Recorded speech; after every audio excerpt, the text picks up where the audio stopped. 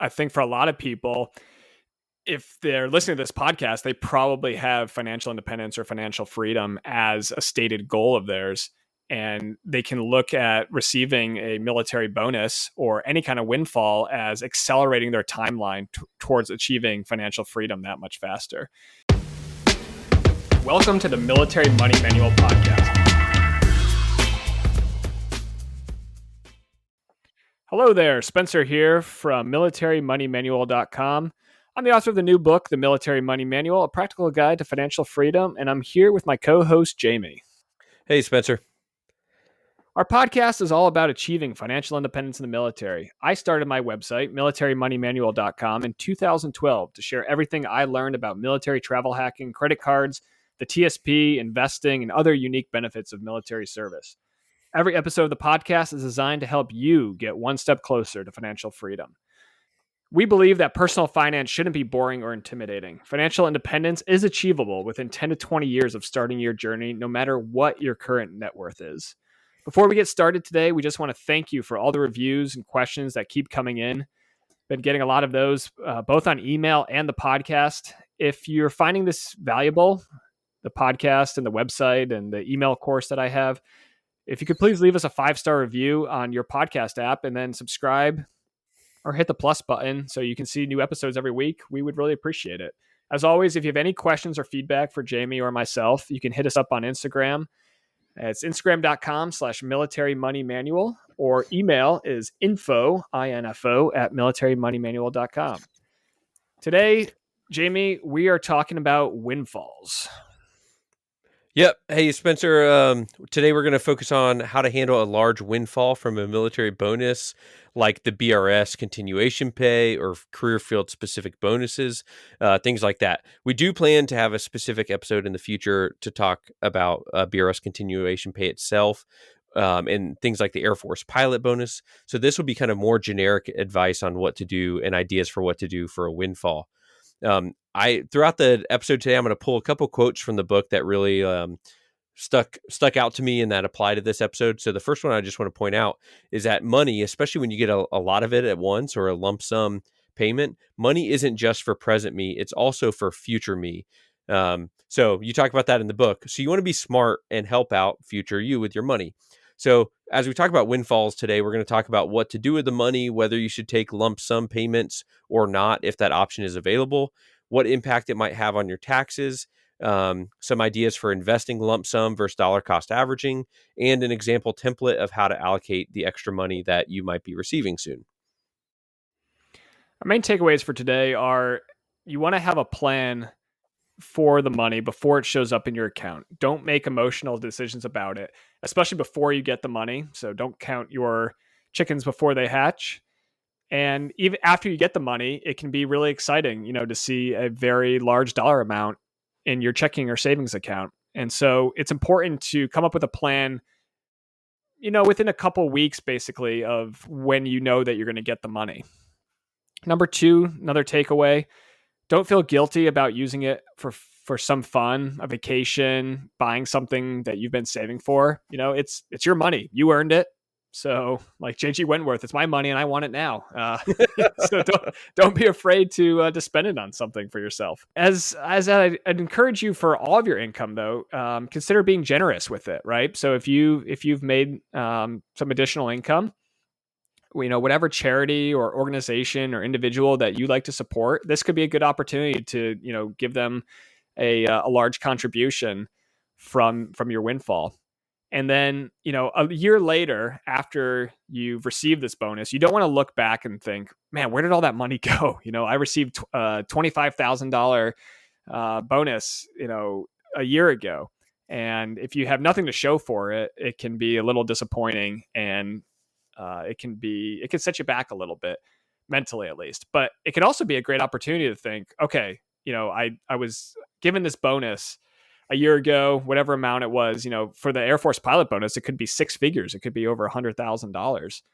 And if a year later you don't have anything to show for it, it's probably a good wake-up call for you to get your life together, get your financial life together, and figure out what you're going to do with the rest of the money that you're going to be paid over the, the remainder of your career.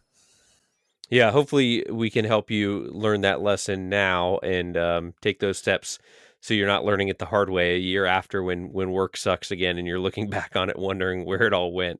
Um, so, as a reminder, I know for the loyal podcast listeners, you've heard this a million times, but thank you, like Spencer said, for all the support for the book. You can find the book on militarymoneymanual.com/book or on Amazon, whichever you prefer. And another good quote that's from the book that just reminded me of what you said, Spencer, is don't buy things you don't need with money you don't have to impress people you don't like. So you mentioned that on page 39 of the hymnal, if anyone's following along. But what I love about that is even if you have money, you do have, like in this windfall now, you don't need to waste it on things that aren't going to add value or meaning to your life. But before I get too much on my soapbox, let's get down to the basics of our talk today. So, what is a windfall? So a windfall in personal finance is a significant amount of money that a person gets unexpectedly. So a bonus, like a military bonus, some people wouldn't exactly, lump it into the windfall category, but a lot of the same rules apply. So in this episode, we're gonna talk specifically about military bonuses, but in general, you could apply this to any, lump sum of money outside of your regular paycheck that you receive. So windfalls can range in magnitude from a small addition to an individual's wealth to a large fortune. If your rich, crazy aunt dies and leaves you $50 million, for most people, that's probably going to be life changing, especially in Yeah. the military.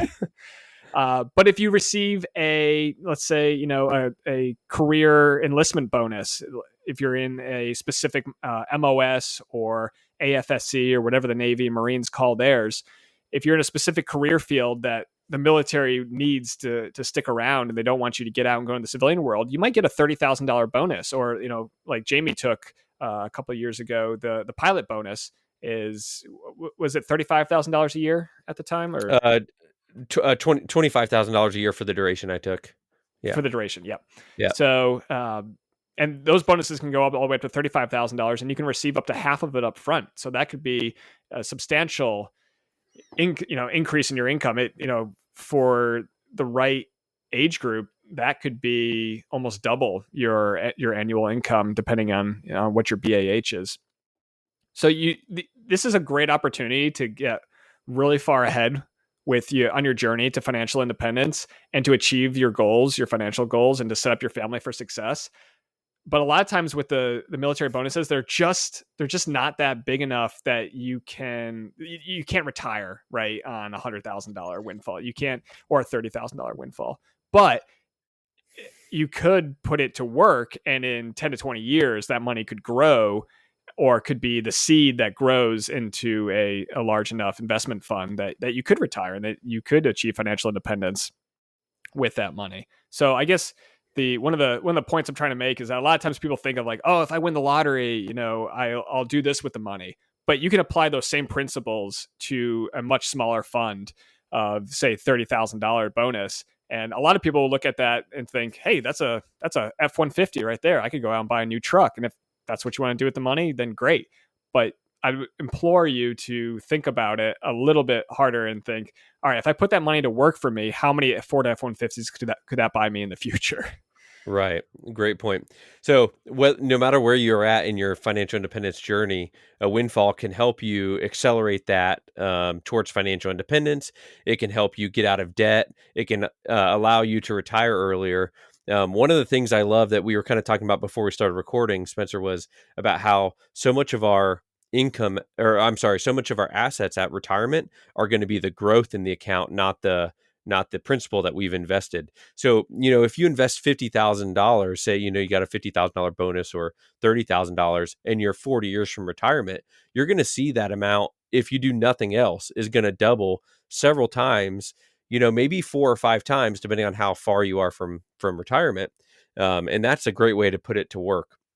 The best advice of what to do with the money. And again, we're not financial advisors. We're not professionals of certified financial planners or anything like that. So this is just informational. Take it, do your own research. But so when I say the best advice, I want to caveat that. But the best advice of what to do with the money is to have a plan before it comes to your account. Like you mentioned, if you're married, one important thing that I've hit on before is you and your spouse have to be on the same page and have to work together on a plan for this money. It may take some compromising on each side, but overall, you should each agree on how you're going to use the money. Just it's really important not to let this become a wedge between you and your relationship or you and other family members, because money has a weird way of making people crazy, causing fights and causing division in a family. So, if your wife thinks you should do 5% for the vacation instead of 4%, and you think you want to get 2 Peloton bikes instead of one, like maybe you guys come to an agreement and you each sacrifice a little bit to make it work. And then, so the kind of 5 main points that we're going to propose of preparing to handle this money: take your time, try to keep emotions out of it. Number 2, decide on lump sum versus payout over time. Number 3, what are your goals? So think about what you want to do with the money. Number 4, take the time to educate yourself and get professional help if necessary. And number 5, execute your plan and think of it as a holistic approach, whether it's to top off emergency funds, pay off debt, max out IRAs. Maybe you live off of it for a couple months, so you max out your TSP early in the year. There's lots of options here, setting aside for fun, giving some of it away, like we mentioned already, and investing for the future is obviously one of the big things that we hope you do with your Windfall as well. Yeah, Jimmy, one thing that you mentioned was how when you invest in retirement accounts, eventually you'll see that the growth of the money that you put in there is greater than the contributions you put in. But what's crazy is you don't even need to wait for retirement to do that. So I started contributing to my TSP. I think it was in 2013 or 14. I started contributing, much more than I was previously. And I had one open from as soon as I got into the military in 2010, but I was prioritizing my Roth IRA rather than the TSP at the time because there wasn't a Roth option at the time. That's how old I am. But one thing that's really cool is I just got my TSP annual statement, and the total value of my TSP at the end of last year was $345,000. And my total contributions to the TSP over the lifetime of my TSP is $166,000. So that means that the growth on my contributions was $179,000, which means that already, I'm only 34 years old, and already the dollar value of the growth of the TSP has exceeded the contributions that I put into it. So that's just crazy. And then imagine, 10, 20, 30 years from now, when I can actually start extracting the money without paying penalty on it after age 59 and a half, probably 80%, maybe even 90% of the dollar value of my TSP fund is going to be from the growth of the initial investment I put in. It's not going to be the value of the money I put in. It's the growth on that money. So I think that's awesome. Pretty cool. Yeah. So we talked about you kind of walked through the list of 5 things here, Jamie, and I just wanted to touch on each of them, and we can just kind of riff and offer any of the comments. You said take your time and try to keep emotions out of it. I think for me and for you, one of the first things that we would do if we recognized that we had a lump sum dollar amount coming up is we'd get out the spreadsheet, right? And we would we would both sketch that out and say, okay, how much money are we getting? How much money is going towards taxes? And what are we going to have at the end of the day? And then what do we want to do with that money? And what's pretty crazy is, once you start working with 5-figure and 6-figure dollar amounts, it can go pretty quick. Once you start allocating, okay, a couple $1,000s here, a couple $1,000s there. Okay, we got to, set aside 22% for taxes. And before you know it, the money it started as 6 figures, and now you're down to only a couple $1,000s of actual money that you can allocate where you want to go. So I think the taking your time, and if you have a spouse, discussing it with your spouse, and if you don't have a spouse, if you're out there living the single life, then it's a good time just kind of assess, like, where am I in my financial journey, and where do I want to go, and how am I going to get there. Another thing you talked about was deciding on lump sum versus payout over time. So this is especially relevant for military bonuses, like the pilot bonus, the aviation bonus, and that's offered at it's 50% upfront, is that right? And then, or you can get a It, dollar it it amount every year. varies. It varies from year to year. Last year, depending on the length of contract you're willing to sign, you could either take $100,000 or $200,000 up front. But that program varies greatly from year to year. And as soon as the new stuff comes out for calendar year 2022, which they're behind on, we'll do an episode on that and update the post on the military money manual. If you Google Air Force Pilot Bonus 2022, it'll pop up as the first hit. We'll update that blog post as soon as it's updated, as soon as it's released. Right. So I think for most people, as long as they've got their financial house in order, taking the lump sum is going to be the better option for most people, because, and it just goes back to what we were just talking about with investment accounts. Eventually the growth of the funds are going to outweigh the dollar amount that you put in. So if you take the payout over time, that's fine, because you're going to get, you're still going to get the money, but you're going to have to wait 5 years for all of it to come to you in the depending on which bonus you take for the pilot bonus. But if you take the lump sum, then you're just moving all that future money and you're putting it to work for yourself earlier, or you're using it for any other purpose that you need it to, right? Like, paying off your debt, or building up your emergency fund, or, saving a down payment for a house. But you're basically you're taking the that money from the future and you're moving it to your present self so that you can put it to work and potentially and hopefully have more money for your future self by taking it earlier. Right. So as long as you are going to actually put it to work, that's where the lump sum and getting it earlier is great. Now we'll talk a little bit more about tax implications. It can bump you up into a higher tax bracket and things like that. But even with the hits, if you will, the sooner you invest it, the sooner it's going to grow, the more number of times it'll have to double in the market on average. It should double every 7 to 10 years. And things like that are just going to help you in your journey towards financial independence and building your net worth. So if you're not sure if you're going to be smart with it, then maybe it's easier to not tempt yourself on buying a Tesla or whatever that's way out of your income level. So lump sum, that's what I would have to add. Lump sum versus payout over time is the sooner you can get your hands on the money and put it to work towards your goals, the better in most cases. And that's a great segue, Jamie, to talking about goals. So I think for a lot of people, if they're listening to this podcast, they probably have financial independence or financial freedom as a stated goal of theirs. And they can look at receiving a military bonus or any kind of windfall as accelerating their timeline towards achieving financial freedom that much faster. If you receive let's say a 30,000 continuation pay bonus, then that right there, that's, if you've got yourself and your spouse, you're maxing out your Roth IRA accounts right there with $12,000. You're paying maybe a couple $1,000s in taxes on it, and then you've got another $10,000 or $12,000 that you can allocate however you need to, and that could go into a taxable brokerage account depending on your savings rate, depending on how much you're saving every year. That could chop a year off of your financial independence journey, depending on what your eventual goals are. So there's a lot of potential there for a military bonus to either shift the timeline, or to maybe you look at that as an opportunity to increase your spending in retirement, because now you're still going to work the same amount of time. Let's say you're working towards a military pension and you're going to stay in the military until 20 years regardless.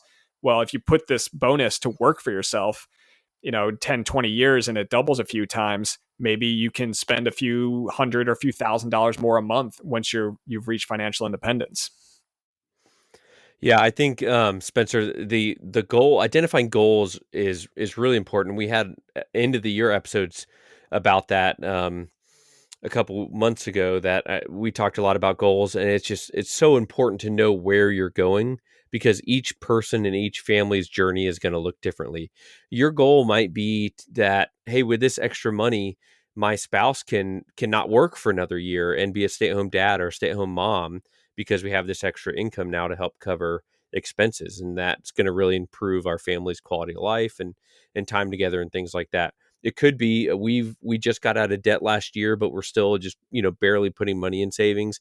We've never taken a family vacation before, and I'm always struggling to take leave. So maybe here's your chance to take a really like sweet trip to Disney World or whatever, and you splurge on the Genie Pass and whatever else. Like get your kids the Mickey shaped Rice Krispie treats or like whatever else that probably costs $20 at Disney World. I'll find out in a few weeks. But it's like whatever your goals are, and as much as Spencer and I get along and we're aligned in so many areas, even our goals are going to be drastically different. But Spencer's big goal from the start has been achieving financial independence by 40, and like mine's a little different. I'm targeting 45, which just gives me a little bit less restrictions on my savings rate right now, but is still a great goal. So there's no right or wrong. But you have to have some goals, or else you're just gonna be passive and let life happen to you. Is that what you say? You said before? Yep, that's right. Yeah, you'll just be floundering, just be adrift in the ocean of everybody else's goals, and if you're not swimming towards something that you're working towards. Another thing you mentioned, Jamie, was taking the time to educate yourself and get professional help if necessary. Depending on the amount of the windfall, we're not talking about investment advisors or attorneys First or command. anything. Yeah. First, please, never. Um, it's a sore subject, but it could be a CPA, right? If you've got a large windfall coming, and maybe you've never had a CPA before, and you just need someone to kind of just take a look at your finances, and they can advise, oh, if you open up this type of account, or maybe it's time to switch from, maybe you've done Roth IRAs your whole life, and now because of this bonus, you're going to be moving up into a higher tax bracket, and it makes more sense to move your taxable income down into a lower tax bracket by contributing to a traditional retirement account, like the traditional IRA or the traditional TSP. So that might be an opportunity there. You've got this lump sum coming in. You've got this windfall coming in. Maybe take $400, $500 of it, and just this year have a CPA look at your taxes and make sure that you're not missing any opportunities. Or if there's, somewhere where you could be, saving thousands, it's definitely worth paying a couple $100 for someone to double check your math. Exactly. I was going to say if you do go down the route, you I recommend looking for a fee based a setup where you're not paying anyone a percentage of your portfolio or of the windfall amount that you get. You should be able to find someone to give you either an hourly rate, or I'll help you with this topic for a few $100s. And like you mentioned, Spencer, investing a little bit of money for a large windfall can help make sure that you're doing the best plan with the money. Even if you don't do professional help, I know I've reached out to you and a couple other friends in the past with my plan on a couple different occasions, just to bounce some ideas back. And here's what I'm thinking.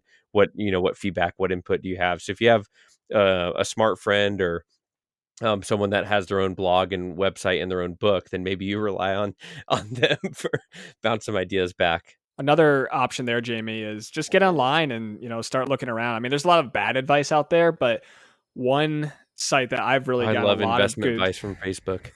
That's right. Just kidding. Just kidding. Yeah, terrible. But the Boglehead, that's Bogleheads. They follow the philosophy of Jack Bogle, and they have a great wiki website set up with that. And if you just Google "managing a windfall Bogleheads," it'll pop up, and it just walks you through a lot of the stuff that we're talking about actually in this episode, and it just kind of gives you the confidence that you can do this yourself. And it just gives you a couple topics. Make sure you're thinking about these things, like what accounts do you have? Are you going to put the money in? Investments? Do you have any debts? Like, have you considered taxes? Insurance, like maybe it's time that if you were paying for a term life insurance policy, but now you have some kind of windfall or some kind of bonus, maybe that you just set your wife as the beneficiary of it, and you don't need to be paying for life insurance anymore because you can kind of self-insure. So it's a good website. and it just kind of walks you through a lot of the topics and a lot of the ideas that you should be thinking about if you're going to be receiving a bonus or a windfall of any kind. Okay, so finally, Jamie, uh, you've taken your time, you've kept your emotions out of it. You've decided whether you're going to take all the bonus up front or you're going to have it paid off over time. I think for most people, if you're financially savvy, it's going to make sense to take it all up front so that you can put it to work for yourself straight away. You're going to think about your goals, and then you're going to take the time to educate yourself and then get professional help if necessary. And then it's time to execute your plan. So I think the biggest thing is, when you're thinking about your goals is really kind of when you're building the plan, but take a holistic approach. Look at your entire financial picture. If you've never, if you only have $1,000 emergency fund and that's been serving you for the last couple of years, maybe it's time to bump it up to $10,000, right? And then you really, that could cover a car if you were to unfortunately lose your car. And maybe it's time to look at if you have debts and you want to become debt free. Maybe you still keep a mortgage around, but it's time to set aside debts, student loan debts that you've been carrying for years. Mm-hmm. Maxing out your IRAs. If you do it early, if you take the bonus early enough in the year, you can max out the previous year's IRAs. So up until your taxes are due on April 15th, I think this year, 2022, it's April 18th.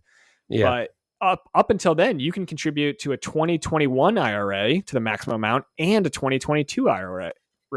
So for a military couple, husband and wife, that could be a $24,000 contribution right there, and that you are well on your way to a good retirement savings plan if you can throw $24,000 in one lump sum into your retirement accounts. And then, think about setting aside some money for fun or for an adventure, some travel, giving a little bit, like we talked about, being generous, being able to share, your good fortune. Because just remember, as hard as you work, so much of what you what you get is luck, right? Like you could have been born in Bangladesh, and it would be a lot harder to join the U.S. military if you're born in Bangladesh. So just always consider, like, so much, like, you didn't choose your parents, you didn't choose where you were born, and it's so much of like what you have is luck. And don't be just be humble, with what you've earned, and be willing to to share it with others, especially those who may be able to benefit more from the windfall than you are. Yeah, all really, really good points. Another quote that came out of the book on page 6 that this kind of applies to. Everybody is clamoring to get their hands on your dollars, but you need to pay yourself first. Discipline now will lead to more financial freedom in the future. So it just really speaks to having a discipline, having a plan, being disciplined in your approach, being intentional with it, and a little bit of discipline and intentionality now will allow you to have more freedom and more options in the future. Yeah, I think the idea that everybody is clamoring to get their hands on your dollars, that's something that, for me, especially when I first started getting paid in the military, it just seemed like everywhere I turned around, everybody was just like, oh, another $10 for a haircut. And it's like, okay, yep. Oh, and then we're gonna go out to eat, so it's another $20 plus $6 for a tip. And it's like, okay, yep. And the then booster club is doing a lunch. yeah. Okay, the booster club's doing a lunch. Oh, you didn't pay your landing fees for the squadron. Better do that. And it's beer just offerings. like, gosh, like, so it's just, it just seems like everywhere you turn around, people have their hand out and they're like, hey, you got to pay for this. You got to, car insurance. Make sure you sign up for car insurance. So it's, it can be a little overwhelming, I think, when you not first to come mention into all the military. marketers, the marketing companies that are out there after you, advertisements every second of your drive, all over the TV, all over internet. I think I read a couple months ago that when you're scrolling through Facebook, 1 out of every 4 posts is an advertisement, a sponsored business post. So next time you're on Facebook, like, take a look at that as you're scrolling through and see subconsciously you're not noticing just how much in advertisement is getting into your brain. It's insane once you start to become aware of stuff like that. Just one more Anyways, reason to delete your Facebook. well, yeah. Um, Spencer, so one of the questions that comes up a lot when we talk about getting a large windfall, which I just also thought this could also apply to if you sold a house when you PCS and you make a little bit of profit off the sale of your home. So keep that in mind too. But lump sum investing versus dollar cost averaging. Can you talk a little bit about your philosophy on that, your personal experiences, and if you have a specific one that you prefer? Sure. So I've always deferred to the experts on this one. There was a study that Vanguard published in July 2012 that's kind of become the gold standard online. If you Google dollar cost averaging just means taking risk later, Vanguard or Vanguard DCA study. I've got it on my website, and if you go to my website and search DCA versus lump sum, DCA being dollar cost averaging, you can find the study on there. But what they did was, so what Vanguard did was they looked at, what if you had $1 million, you got $1 million windfall, and you invested it into a 60% stock, 40% bond. So that's a little conservative for me, but that was the portfolio that they picked, and they looked at every 10-year period from 1926 to 2000 to ending in 2011, because the study was published in 2012. And they said, okay, what if you invested the money the day that you got it? Or what if you dollar cost average? So you split it up into equal payments. So for $1 million, let's say you invested it over a 12-month period, that would be like $86,000 or so every month for like a 12-month period. So they looked at, what if we did it for 6 months, 12 months, 18, 24, 30, and 36 months, dollar cost average our way into this portfolio. And when you weren't invested, you just left it in cash. And they used 12 months as kind of the baseline. So, if you took $1 million and for every month for the next 12 months, you invested some of it into this portfolio, and at the end of 12 months, you had invested all of it. And so what they found was that 67% of the time, you made more money by doing lump sum investing versus the dollar cost averaging. But at the end of the 10-year period, the lump sum was on average worth 2.45 million, and the dollar cost averaging was worth 2.39 million. So it was only about $60,000, or about 3% apart from each other. Lump sum versus dollar cost averaging. So my takeaway there is, do something, like put the money to work, whether it's you put it in immediately by Jamie. That's right, trademark by Jamie. But if you put the money in immediately, historically the record shows that you'll be better off in 10 years, and hypothetically you'd be better off in 20, 30, 40 years, because the money continues to grow and the compounding curve kind of takes off. But if that's difficult for you, if you're reading the news and the news is scary, there's COVID and Russia's invading Ukraine, and it's there's never peacekeeping. That's right. Yeah, sorry, Putin. But there's never been a time when the news isn't scary, right? If you go back and you read the news in the 90s or the 80s, and it was the best time in history to put money to work, but a lot of people didn't, because there was a lot of scary news out there. Mm-hmm. And so it can be tough psychologically, and that's 90% of finances, 90% of money is just a psychological game. So if you have to use a trick on yourself, like dollar cost averaging in, because you feel like that's less risky, then that's fine. But the stock market over the long run tends to go up. So every month that you don't have money invested, that money is just sitting there in cash, and you're losing out to inflation. And especially at the time of this recording, with inflation approaching like 7%, that's a big chunk of change. Especially, let's say you have $1 million in there, that's $70,000 every year, just ticking away, just degrading, like the half-life of uranium or something, just slowly decaying. So what I would offer is, I think lump sum is definitely the mathematical and financially optimal solution, but I can totally understand why people, don't want to do that. So maybe do 50% of it lump sum. Like as soon as you get the money, put 50% of it to work in your IRA into your taxable brokerage account, and then take the rest of it in dollar cost average in over the next 6 months if you have to. But I would set that up to be an automatic investment, because if you don't, you might read the news and think, this month I'm just not going to invest because the stock market's down 10%. It might not be a good time.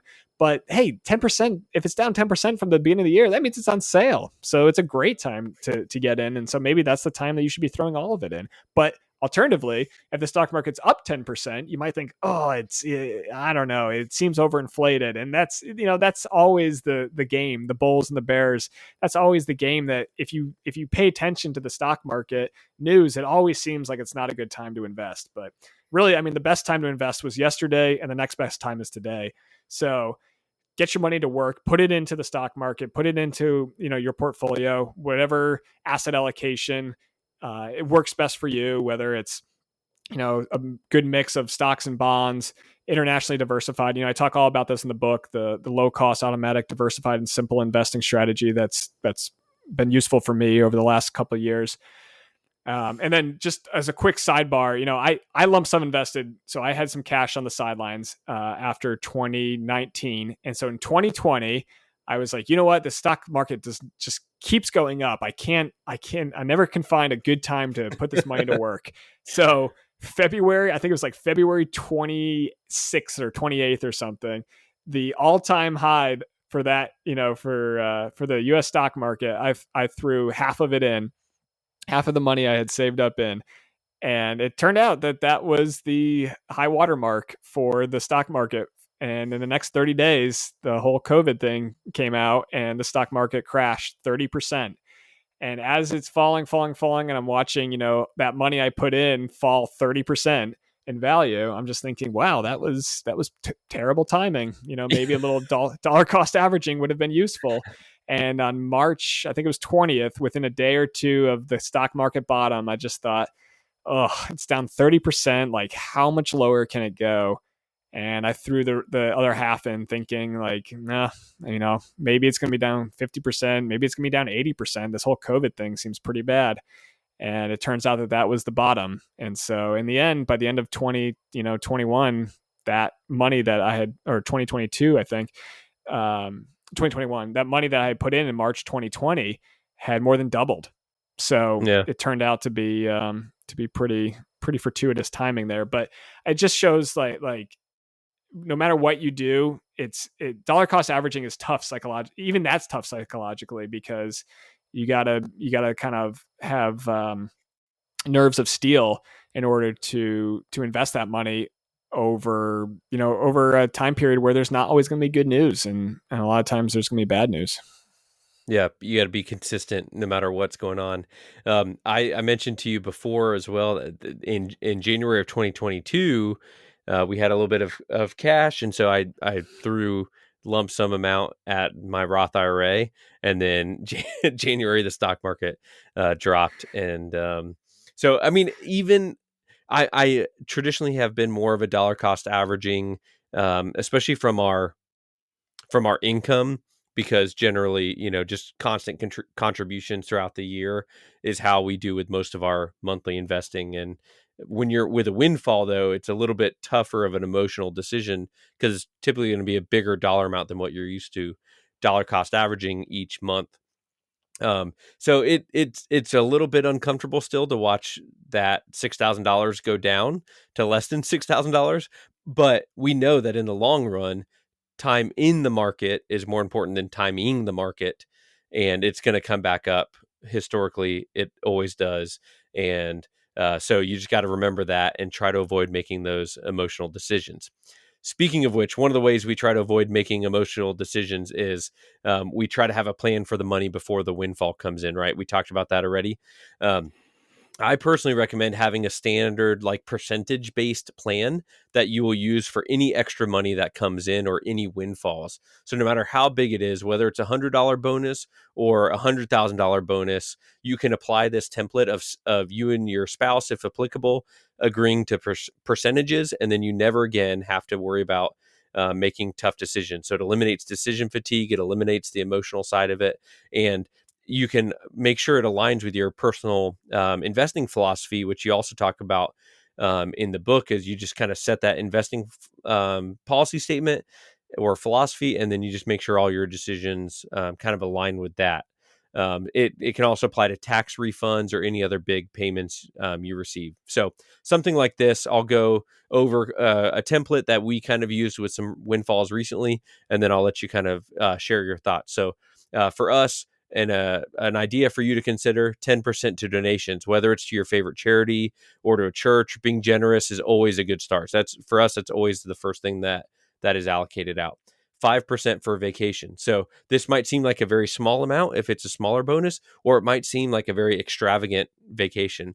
And in fact, I don't, Spencer, last year, you might remember, like, is it really okay for me to spend 5% of this on a vacation? And you're like, yeah, it's okay. So we literally had that conversation.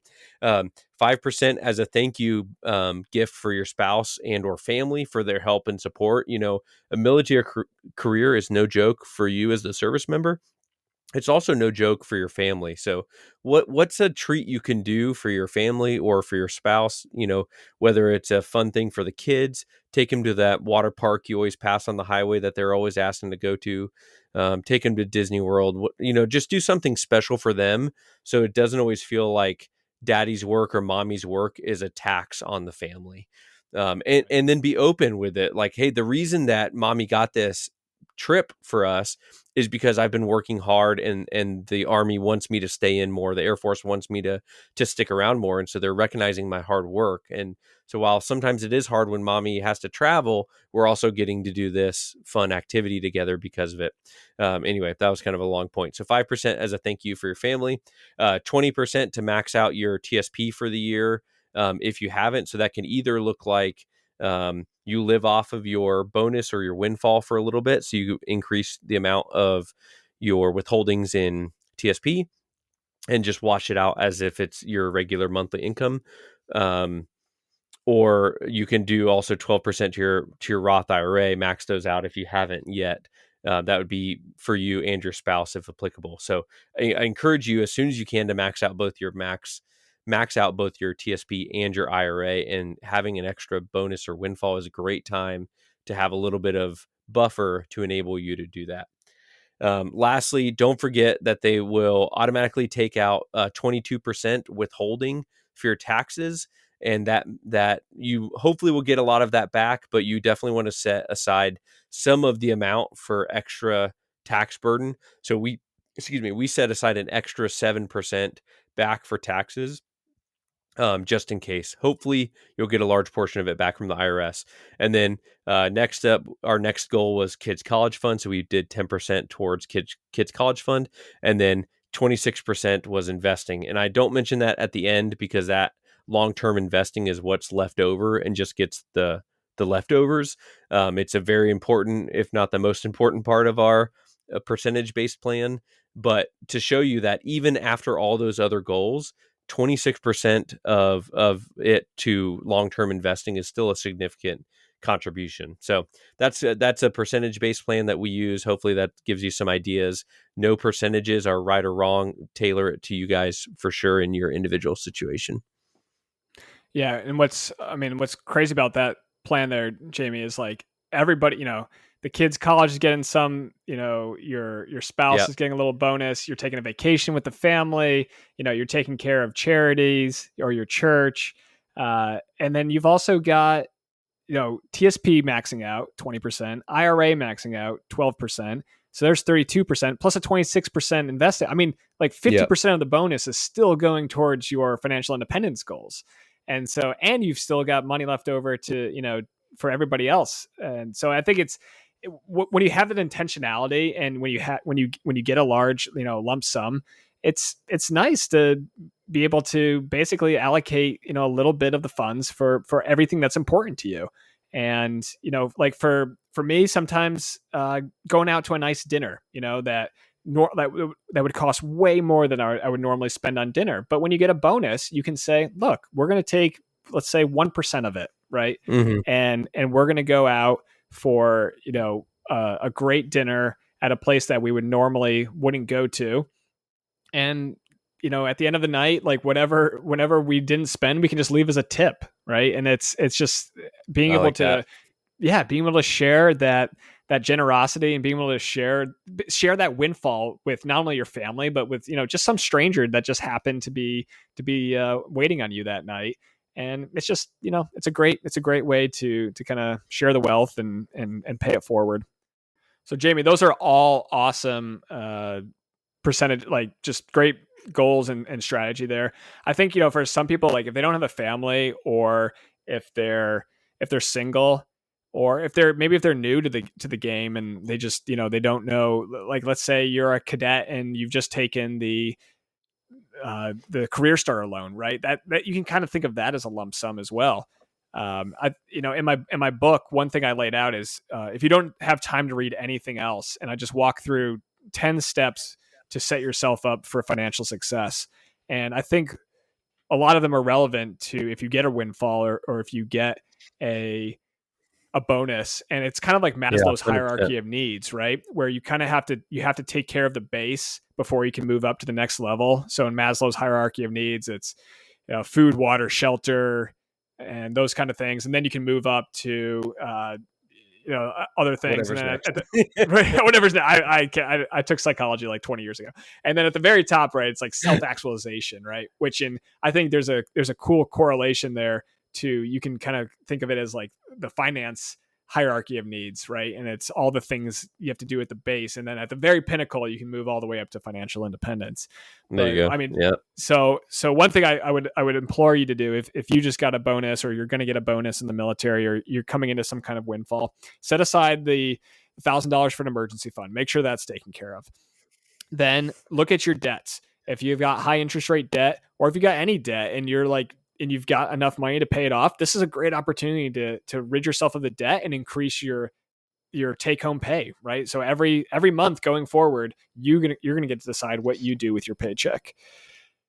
So look at your budget, see how much your expenses are, and then once you've taken care of those debts and you've got that $1,000 emergency fund, maybe the bonus or the windfall is large enough that you can set aside a 3-month emergency fund, and now you've got, let's say, $10,000 there just in case, anything happens and a rainy day comes.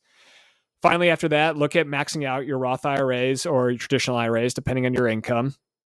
And also look at maybe living off, like Jamie talked about, living off the bonus of the windfall for a couple months and cranking up your TSP contributions so that you can max out your TSP for the year. And then finally, just think about what kind of life do you want, and set up your savings so that you can achieve that life. And then look at what it's going to take for you to reach financial independence, and how many months or years of working can a bonus or a windfall cut off of your time to financial independence, or how much per month of income after you reach FI can you get from a bonus or a windfall. And I think once you kind of start sketching out those ideas of, oh man, like I can, with this bonus, if I invest it properly, I can stop working 6 months earlier. That can be super, or a whole year earlier. That can be super motivating. Or if you realize, if I invest this money and I keep working to a military retirement after 20 years, instead of spending $100,000 a year, I can spend $120,000 a year for the rest of my life. And that's a substantial increase in quality of life right there. So just take the time. If you've got a bonus coming up, or if you just received a windfall, slow down, come up with a plan, and then execute that plan once you get the money in your account. Don't feel guilty about using some of it for fun, whether it's vacation, whether it's going out to eat, like I just talked about, whether it's, buying that, maybe you have been saving for that Tesla and you've got all your other financial ducks in a row. And so this is the perfect opportunity to push you over the edge and go out and buy that Tesla. And for, whatever income you receive, make sure you're being generous with it. Make sure that you're paying it forward and you're sharing the wealth, whether that's with your own family or with charitable organizations, with religious organizations that you support, or with strangers. Sometimes it's nice just to walk around with a couple $100 in your wallet, and if someone does something nice for you, just give them 100. And I mean, you'll make their day, and even if you never see them again, they'll probably tell that story for the rest of their life. Finally, you don't want to look back a year from now after you receive a bonus, when work sucks, when you're deployed to the Middle East somewhere, or to Eastern Europe, I guess, in this day and age, and wonder where all your money went. And you want to be able to look at your investment accounts, to look at the lifestyle and the life that you're living, and think, man, that bonus, that was awesome. I paid off my auto loan, I paid off my student loans. That was when I became debt free, and that's when I started earning enough per paycheck, because I didn't have to send it to my creditors, that I could start maxing out my TSP. And now I know that by the time I reach a military retirement of 20 years, I'm going to have $500,000 in my TSP, or $750,000 in my TSP. And by the time I reach age 59 and a half, not only am I going to have the military pension, paying me a check every month, but I'll be able to withdraw $40,000 a year from my TSP, and it'll last until I die. So yeah, that's awesome. Spencer, I have a couple kind of closing thoughts to share as well, that just kind of a couple things that stood out to me. You really, I can't stress enough of being intentional with this and having a plan in advance, especially if you go down the path of a windfall from a close family member and an inheritance from an emotional situation, or maybe there's a divorce where you get the house and then sell the house, and now you have a stack of cash. Anything where there's a lot of emotions involved, I'd rather the money sit in cash and not make money for a couple months than you make terrible, irrational, emotional decisions with it. So when it's time to use it, be very intentional and be smart. But if you need to just leave it for a couple months, like, that's okay too. We would rather have that than you make poor decisions and end up losing it. I think my last thought is, if I were to go to you, Spencer, or almost anyone in the military that I work with or who I've encountered, and say, hey, I heard you're about to get a $30,000 bonus. Would you like to be smart with that money and retire 2 years earlier, or do you want to blow it all next month? Most people would answer, well, I can trade that in for stopping work 2 years earlier. Like, tell me more about that. So I think that speaks to a lot of us of the generation of not having to work until you're 70, and exploring alternate ways to fund your expenses with financial independence. And that's kind of a theme of our podcast, of how to have choices and options with your life and with your money.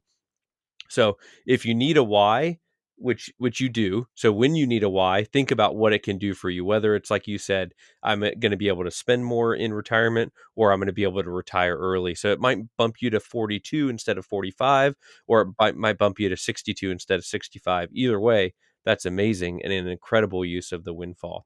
So we hope that today you learned some strategies for how to handle a windfall, some ways to allocate the money and have a plan for it before it hits your bank account, and some ways to be intentional with it while being very generous and advancing your financial independence goals.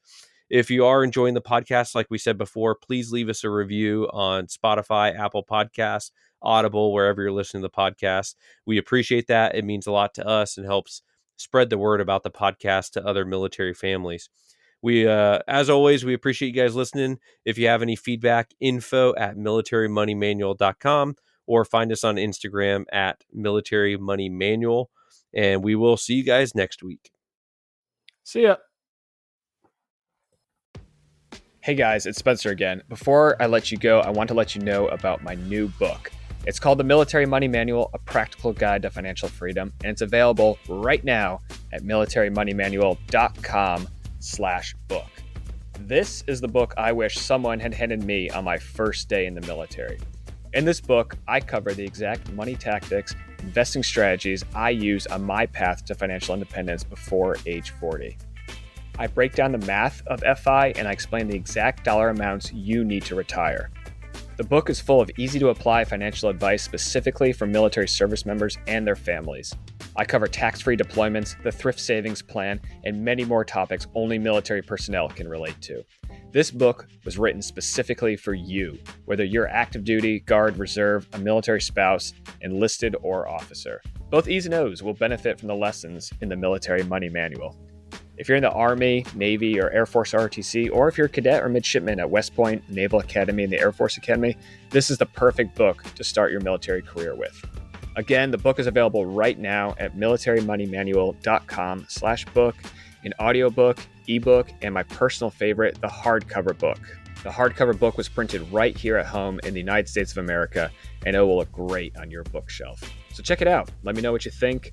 And remember, podcast listeners can use promo code PODCAST to get a special discount. It's called The Military Money Manual, A Practical Guide to Financial Freedom, and it's available right now at militarymoneymanual.com/book. Thanks for listening.